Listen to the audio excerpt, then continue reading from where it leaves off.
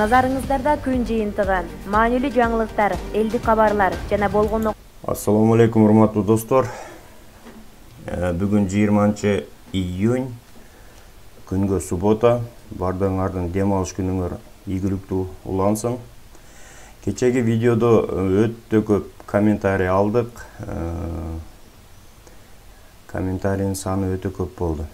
Ал жерде ким кандай жазган жөнүндө кеңири айтпай эле коеюн. Себеби ал жерде жакшы да бар, жаман да бар дегендей. Андыктан бүгүн силерге ошол билеттерди кантип алабыз жана каерден алабыз, канча рубльдан болуп атат деген баягы эле суроолорго жооп катары кичине видео жазып кетейин дедик. Бул жерде дагы бир жолу айтып коеюн. Билет сатылат деген сөз, граница ачылат же самолеттер учуп атат деген сөздү билдирбейт. Илгертен эле мисалы билетти биз 2 ай 3 ай алдын алчу элек. Же араңарда барбы, сразу барып ошол күнү билет алып учкандар барбы? Болсо деле 100дөн 1, 100дөн 2 адам болот ал. А так биз илгертен бери эле 2 ай 3 ай мурун ала турган билеттер менен учуп жүргөнбүз, туурабы? Ошондуктан бул нерсеге туура эле көз караш менен карап, баягыдай алдап атат, андай мындай деген сөзүңөрдү жазбай койсоңор деле боло берет. Өзүңөр деле түшүнүп турасыңар, что туура эмес жазып атасыңар, бирок все равно жазып атасыңар, майли. Ал экинчи маселе. Биринчи маселе ошол билеттерди кантип алабыз. Мен биринчи ссылканы коюп койдум ал жерге, видеонун астында. Ссылка иштебейт экен дегендерге мына азыр мен өзүм ссылканы ачып силерге көрсөтүп берем. Мына ссылканы басканда эле ачылат. Город прибытия, Бишкек.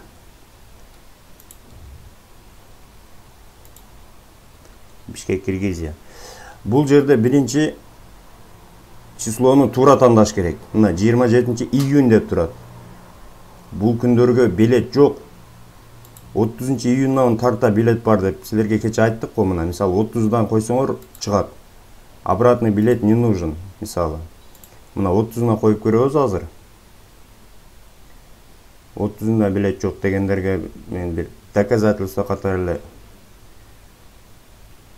көрсөтүп коеюн. Мына 30-на билет бар. Билеттин баасы 30 000 тегерегинде. Мына 29.347 рубль деп турат. Бул кече эле 23 000, 24 000 болуп турат эле, уже демек спрос барлыгыдан көтөрүлүптүр. Анан экинчи эске сала турган жери, бул жерде мына время бир карап койгула. В пути бир күн 18 саат, один день 18 часов. 1,5 күндүк, 2 күндүк даже, 2 суткалык время турат бул жерде. Ошону карагыла. Силерден да бир өтүнүп кетем. Мына 30 күнү Москвадан учат, 2 июль күнү Бишкекке түшөт. 2 күндөн кийин. Каналга жазылууну унутпаңыздар. Биринчилерден болуп маалымат алуу үчүн коңгуроочону басыңыз. Билет кымбат экен, анан андай экен, андан мындай экен деген сөзгө билеттин баасын ошол уча турган организациялар, уюмдар коет. Мисалы 1 июлга мына 13 000 деп турат. Ал эми 2 июлга 12 800 деп турат. Бул жерде баалар боюнча именно вопрос ошол учуп жаткан, уюштуруп жаткан компаниялардын өзүнө. Ошол S7, Аэрофлот, Авиатрафик дегендерге. Ошол. Дагы бир жолу эскертип кетем, мына убактысын сөзсүз карагыла. Каерде конот, кандай болот, эмне болот, мына. 2 күндүк убакта бул 1 күн 18 саат деген бул 2 күн, почти 2 суткага жакын. 30 учат, 2 июль Бишкекке түшөт. Азыр только ошондой пересадкасы менен гана билеттер бар экен. Кичине да жылабыз, мисалы мына 10 июлдарга жылайлы. 10 июлдарга мына 9 июлда 11 383 рубль экен.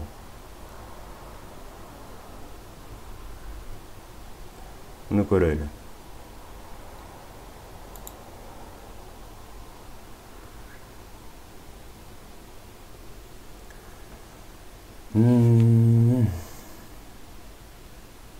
Интернетте иш берип атат.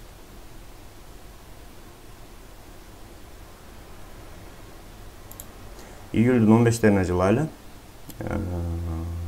10-доруна менен айла. Мына 14-дө арзан билет бар экен. 9000дек билет бар экен. Ошону көрөлү. Обратный билет не нужен. Бишкек найти билет. Посмотрим сейчас. Мына 12-дегини, 14-дегини көрөбүз. Билеттин баасы 9000 тегерегинде. 10.000 экен даже.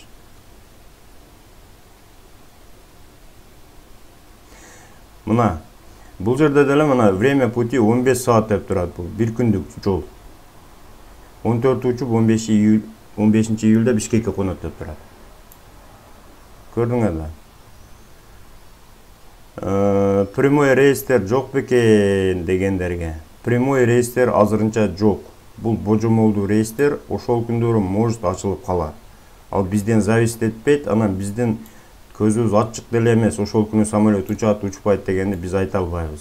Ал өзүңөр көрүп атасыңар, абалга жараша болуп атат. Анан билетти сатып алып, сатып атып деген сөзүңөрдү койгула, биз билет сатпайбыз. Саткан дагы эмеспиз, сатпайбыз дагы. Так, бул боюнча көрдүк. Эми мынаны карагыла. Арыраак жылсак, июль-августка жылайлы мына. Августтун баалары мисалы примерно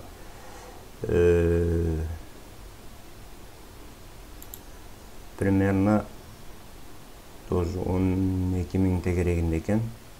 Ошону көрөлү августта. Августта точно прямой рейстер болуш керек. Каналга жазылууну унутпаңыздар. Биринчилерден болуп маалымат алуу үчүн коңгуроочону басыңыз.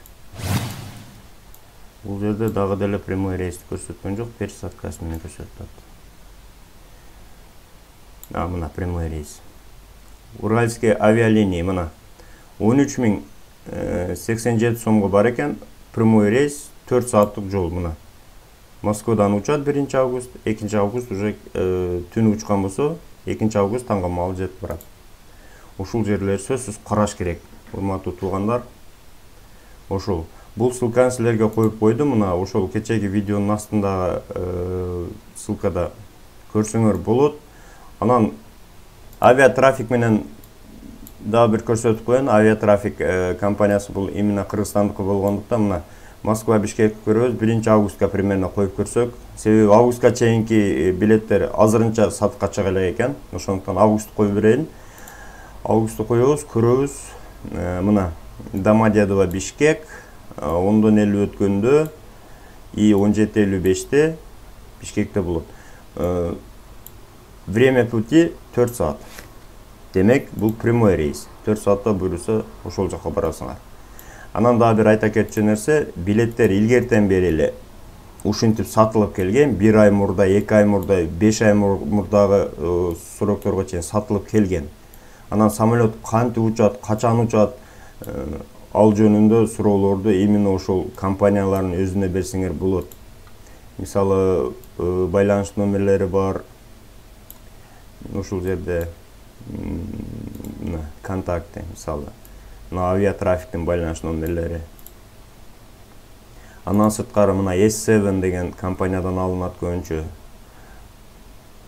Мына обратная связь, тоже звонок. Онлайн можно. Уральские авиалинии карагыла. Мына служба поддержки номерлери турат. Авиакомпания Аэрофлот. Тоже мына номерлери турат мынеке. Чалгыла, тактагыла белгиле. Билет баасы канча болот?